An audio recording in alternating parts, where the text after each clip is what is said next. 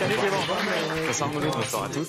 Aujourd'hui, tu veux nous parler de Jean-Luc Mélenchon. Exactement, Mouloud, Jean-Luc Mélenchon qui a donné une grande interview cette semaine à LCI. Ça a été diffusé lundi soir. C'était un format très long, en 47 minutes. Et ça, c'est devenu inhabituel pour Jean-Luc Mélenchon qui s'exprime finalement assez peu en interview.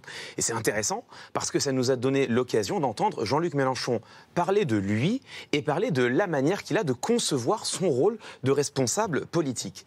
Et je me suis arrêté notamment sur un petit mot, qui est un mot que Jean-Luc Mélenchon emploie beaucoup, c'est le mot « nous ». Nous, on proposait, les Insoumis, les députés Insoumis, qu'il y ait une commission d'enquête à l'Assemblée nationale. Je rappelle que nous sommes le parti de la Révolution citoyenne.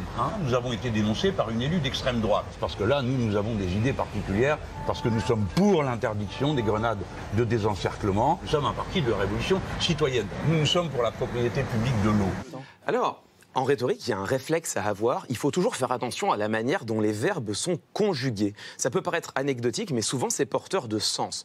En l'occurrence, l'immense majorité des responsables politiques disent « je ». Ils emploient la première personne du singulier, ils assument de se mettre en avant et de porter des idées, un projet. Jean-Luc Mélenchon, il préfère la première personne du pluriel. Il emploie le « nous ».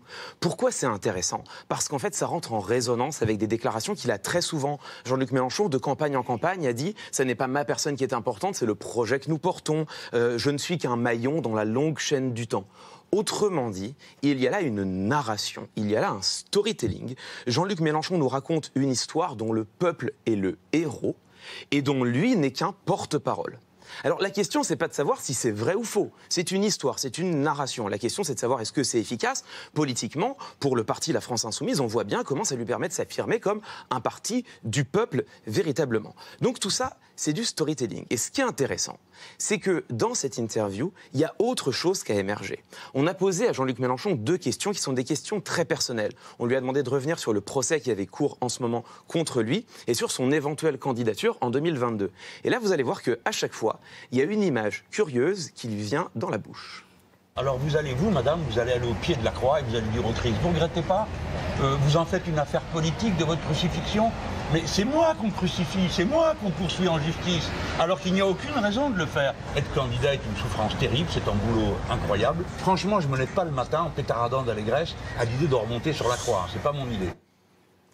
Alors là, vous voyez qu'à deux reprises, Jean-Luc Mélenchon se compare à Jésus-Christ. Bon, ça pourrait sembler superficiel, mais il me semble au contraire que c'est très signifiant. Pourquoi? Déjà parce que l'image vient à deux reprises, à deux moments différents. Elle lui vient spontanément, elle lui vient explicitement, et à chaque fois que Jean-Luc Mélenchon parle de lui.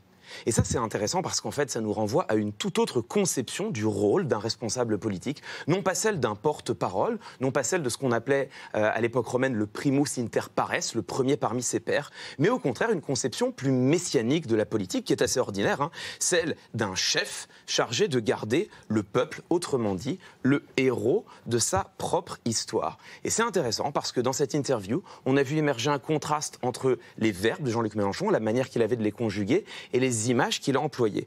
Ce qui peut nous amener à nous poser une question, au fond, l'histoire que Jean-Luc Mélenchon nous raconte sur lui-même ne serait-elle pas un peu différente de l'histoire qu'il se raconte à lui-même? Merci Clément.